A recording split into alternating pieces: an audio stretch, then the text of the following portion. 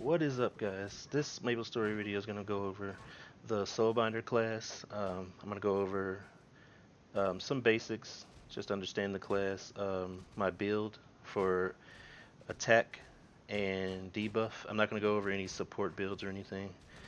Um, some tips on how to play it in certain skills and stuff like that. So first, the biggest thing about Soulbinder is the mantra array ability they have. So Soulbinder can empower some of their abilities with the mantra array, um, which lets you create cores. It's also how you get spirit back. Your basic ability, Soaring Orb, does not give you spirit back. It just doesn't use any. So when you need to get spirit back, you're going to be using mantra array, but you're going to be using that pretty frequently anyway, just because of your other abilities. So you shouldn't really have to worry about spirit. But I'll come back to the mantra array in a minute. Um, your main ability, well, it's a filler ability, I would say. When you're not doing anything else, is Radiant Salvo. It's just a rapid fire ability. Um, it's pretty good actually. It does some decent damage, but you're still gonna be using your other abilities more often. So, oh yeah. Also, it only consumes 3 spirit. Um, it's a range 7.5 meter and hits 4 times, and it'll ricochet off to other people, but it won't ricochet back to the same target. Oh, also forgot to mention, if you didn't already know, that Soulbinder is a ranged magic class. So the only thing you need to know about the attribute points is you're just going to be putting everything in intelligence. That's going to give you the most damage. Now let's go over the attacking skills that use Mantra Array and how that affects these abilities.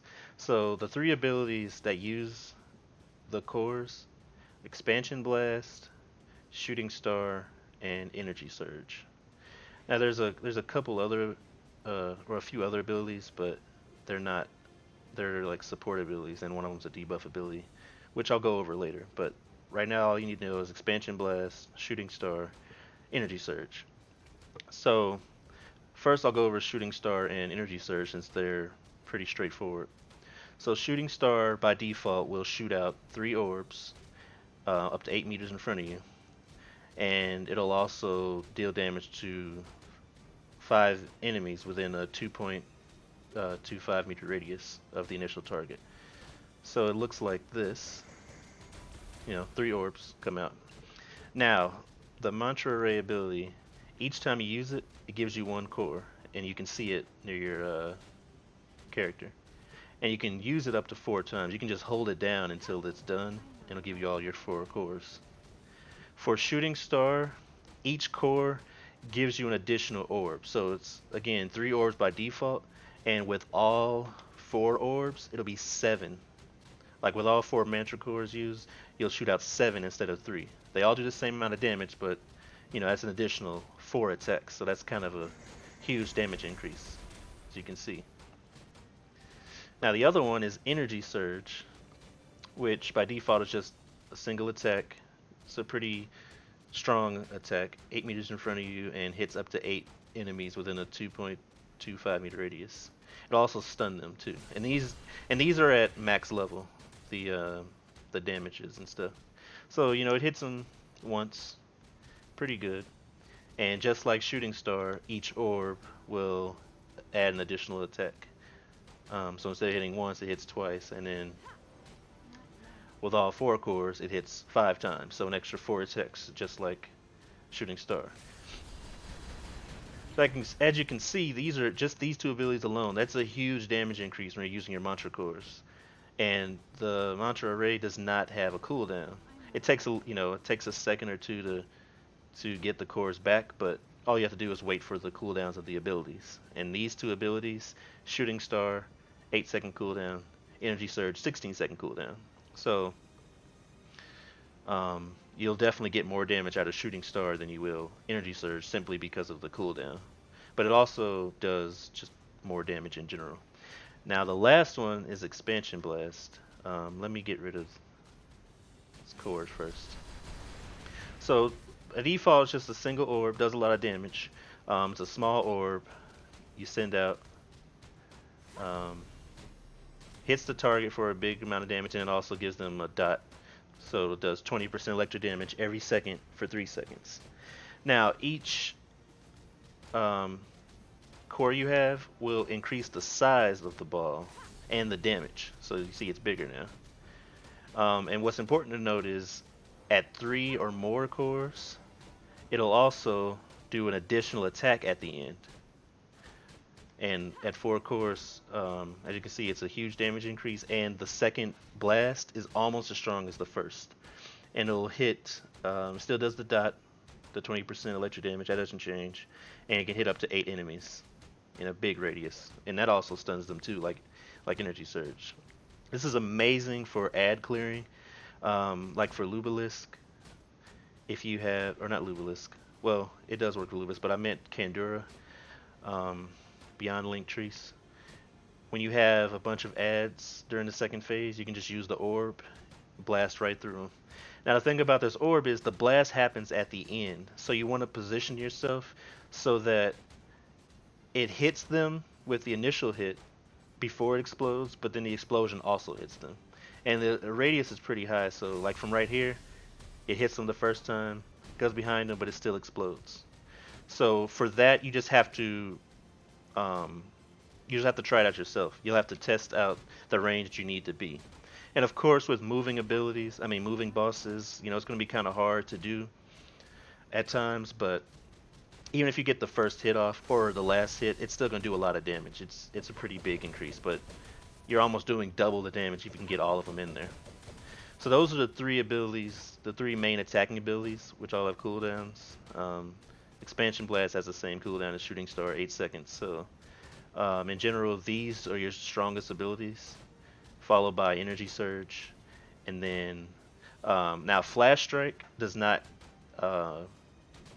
use the cores at all. So it's just a big beam, like the Kamehameha beam, and it does a decent amount of damage.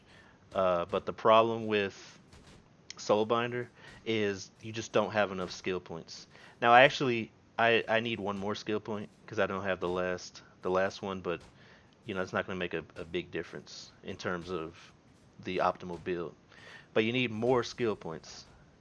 So since Shooting Star, Expansion Blast, and Energy Surge do the most damage, I max those out, and then I put my remaining points in Flash Strike. Radiant Salvo has the minimum amount of points, just so I can actually unlock Shooting Star. It does a good amount of damage, but it's just you're not going to be using it as much. I'll show you a quick rotation in a little bit, but you're just not going to use it as much, and it's just not going to be a damage increase compared to getting these other abilities. Like I still need 3 points in Flash Strike. So yeah, like if I had more points, I would max that out first. I'll go over the passives real quick.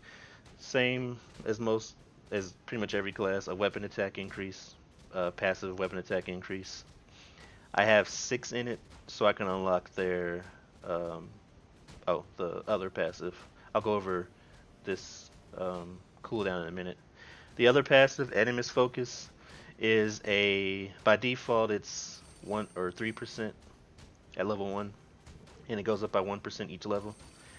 And what it does is it increases the damage of Expansion Blast, Energy Surge, and Shooting Star. Your mantra empowered abilities. But it only increases it when they're used with the max number of cores, which is 4. So as long as you have 4 cores and use either of these 3 abilities with 5 points in it, that's a 7% increase to each one of those. And also if you happen to use the healing ability, it increases that too with max cores. Now this ability right here, Naru Bashan Unleashed, this is amazing for burst damage and just overall for the class. What it does is, I'll show you level, okay, I can't show you level 1. Let me take this out real quick. So level 1, every 4 seconds for 20 seconds, you'll get 1 core. And you can't have more than 4, obviously. And it's a 60-second cooldown. So that's not that good, actually, at level 1.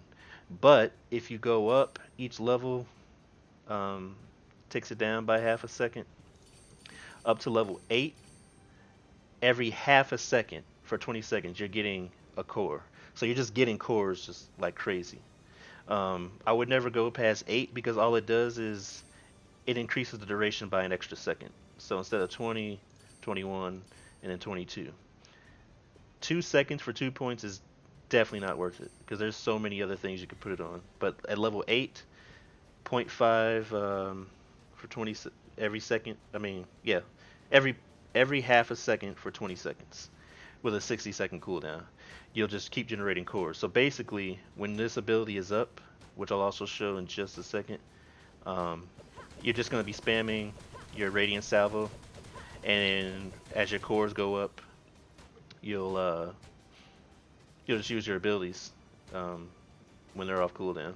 So let me show you just a quick rotation before going on with the rest of the skills for my DPS. Oh, hang on. There we go. Yeah. So you always want to start off with 4 cores before the battle starts, and then depending on the fight and positioning, you're going to either use Shooting Star or Expansion Blast. I usually use Shooting Star. Also, one tip, which only works for Shooting Star, after you use the initial attack, you can dash and cancel the animation, but the rest of the attacks will still hit. So therefore, you can use it, dash out, and then continue attacking instead of that delay. So let me just show you a quick demonstration. So start off with Shooting Star, dash, use the buff. So now you're getting the cores automatically. As you can see, use Flash Strike on cooldown, use Expansion Blast, wait for the cores to come back, do it again. It's just the same thing until you get cores. So now everything's on cooldown, so you're just spamming this ability, and then now it's off cooldown. You just use all your abilities when they're off cooldown, just making sure that all your core empowered abilities, make sure you have all 4 cores before doing it. So like my buff is gone now, so I have to manually use Mantra Ray to get my cores back. But I mean that's a pretty standard rotation that you're gonna be using. Use your buff, spam Radiant Salvo while you get your orbs back up. When the buff is gone, always what I usually do right after I use the ability that used my cores, I get my cores back, so I'm ready for the next one. And then just use Expansion Blast on cooldown. That way, you'll always have cores ready. See, so I just do that. Now I use my other ability, use it again, cores. So that's a pretty standard attacking rotation, basically. All your main abilities that you use are on cooldown except for your filler Radiant Salvo, so you're always going to be using Mantra Ray if you don't have your cooldown ready. Use all your abilities, and then if everything is on cooldown, just spam Radiant Salvo. Now, so this is the max damage build that I came up with. You can take out some points like that to max out Flash Strike, but Flash Strike is strong, but I just noticed that this extra increase you get to these other empowered abilities was more, and it was a balance that I used. Like I tried many different builds. I tried it with just 2 points in here and maxing out Flash Strike, and it was less damage. I tried it with just 1 point, less damage. I tried taking it all the way down to the lowest and putting it in, and it was less, because even though this is really strong, it is only a 1% increase each time, and the increase you get for that, as you can see, 832 to 880, that's a big difference. So just by trial and error with my current setup, this is the highest damage I was able to get. And I also tried putting Orb Mastery up, but it just wasn't as strong. One thing you can do is the light barrier. If you want, you can put like 1 point in it. It's actually pretty strong, but again, there's just not enough skill points. So this is also empowered by the cores. So I don't personally use it, but if you need a little bit defense, then that's useful. Now I'm gonna go quickly over the debuff build.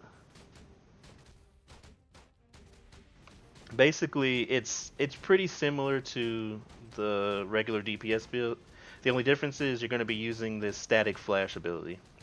And this is a great debuff for when you're in groups, especially like chaos raids, because this decreases the enemy's defense and movement speed. The movement speed isn't as important, but the defense is pretty huge. So at max level, that's a 10% decrease. I'll just go ahead and activate this real quick. And it's also empowered by the cores. Now the way this works is it doesn't increase the effectiveness at all. It literally just increases the duration and the cooldown. So by default, it lasts 10 seconds, and the cooldown is 10 seconds. So at max cores, it'll last 30 seconds, but the cooldown is also 30 seconds. So the only reason to really do that is if you just don't want to use the ability as much, but you're not really getting any other benefit other than not having to use it as much. And it just looks like, oh, there we go, just looks like a wave, and you can see the debuff. They take 10% more, or their defense is reduced by 10%. This also stacks with the shield throw from knights, so you will be doing less damage. Your personal damage will be decreased by taking this build, because in order to get here, you have to have 3 or 6 points in Raging Tempest, which you normally only have 3 points in. And Raging Tempest is another debuff, but it just really isn't worth it. It says it decreases their accuracy and evasion by 3, but it's not significant. It's not going to really help that much, so I don't even use it. I only use in my DPS build 3 points in it just so I can get energy surge, and then in the debuff build 6 points to get static flash. So you'll always be using this on cooldown, and there was still enough points for me to get Shooting Star and Expansion Blast, which are your strongest abilities, maxed out. Still got the buff, because that's pretty big, especially now that you have another empowered ability. And I got 1 point in Animus Focus, so you can get that initial 3%. Everything else is the same, and 4 points in Flash Strike instead of the 7 that I had. So you can change things a little bit. You can take down this buff, because the thing about this, while you have it, it's great for the initial burst, but then they all go on cooldown. So you're just wasting that extra time. So you could probably take it down a few points in this and the DPS build, and still probably do well. I just personally keep it at 8, but you could probably take a few points. Probably put a shield in. Like if you're doing Chaos Rage, you might want that extra shield. That might be helpful. The healing, I'm not going over a support build, but just from my experience, the healing is just not that great, especially compared to a priest. You could go max healing support, but what you're going to do is just not that great compared to a priest. You're going to help your group out more by doing the most damage you can do, or by going, mostly damage with some debuff. So that's mostly everything. There's another ability that's actually good, Concussion Orb. It's actually pretty strong, and it's stronger to use as a filler than Radiant Salvo. This unfortunately just comes into the way the tree is set up, the low number of skill points you have. It just isn't worth it. You have to have 8 points in Soaring Orb, which you never even use. You have to nearly max out a skill you never use just to unlock Concussion Orb. And then, of course, you put points in. I think it goes up to 9. But if you want these other abilities, like Shooting Star, you have to have 6 points in Radiant Salvo. Like if you use Concussion Orb, you never use Radiant Salvo. Concussion Orb does not have a cooldown, and it does not use any spirit, but it's really strong. But you'd have to take out something. It's not worth it. I did try it out by taking out Energy Surge, and it was actually good damage. but it was not as strong as this build. So there's really no point in using it. And again, the build can be changed slightly depending on the situation. Like if you're missing, if you're missing your empowered abilities or not using them like on cooldown, right? Then this is not going to be as effective, and you could take it down to like 1 or even away. I don't think I would take it out completely, but I mean you could take 4 points out of it, put it in Flash Strike, and then Orb Mastery, for instance, or the shield. Or if there's times where you just can't get it, or like if the fight, for instance, is not you're not gonna be able to get that expansion blast double hit off a lot, then you could take out some points in that and put them in either more Animus Focus or Orb Mastery. So there's a few different things you can do, but in general, this is the best build that I've found. One more thing about stats, again, you want intelligence, but when it comes to gear, you want attack speed. Varicant Wings and Kandura's Pendant, which I do not have yet, are best in slot because of attack speed. The thing about attack speed for Soulbinder, it'll make your mantra array more smooth. So like while you're in combat, trying to use your abilities and stuff, and then use your mantra core, there's sort of a delay, and it can definitely mess you up. But with more attack speed, that goes faster. Combat's more fluent. You won't, mess up as much or get that delay. So yeah, attack speed at about 110%. I only have this, I believe. So my attack speed I think is 104. Yeah, 104%. Kandura's Pendant adds another 5%, I believe. So with Kandura's Pendant and Varicant Wings, that's 109% right there. And if you can get attack speed on one of your accessories, which I do not have. I do have one in my inventory, but the other stats aren't really that great. I think it's a pendant. Yeah. So, well, damage to boss enemies is good. This is a good one, but again, it's a pendant, so yeah, I want Kandura's Pendant. But if you can get attack speed on one of your other accessories, like ring or earrings, though I have max piercing and boss, you'll be good. So yeah, attack speed is the best that you can get. So that's everything that I wanted to go over. Just wanted to explain the mantra core so everybody understands that. The best build that I came up with. They can do great damage. Some people say that they do low damage or they're not good and they need awakening, but that's not true.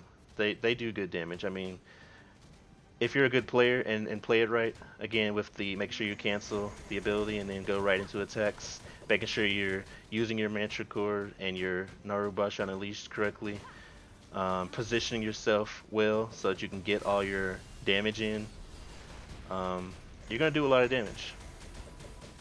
So I hope you enjoyed the video. I hope I cleared up some misconceptions about Soulbinder and helped you understand and play it better. And like and subscribe for more content because I'm going to be playing a lot of Maplestory and other games. As always, thanks for watching.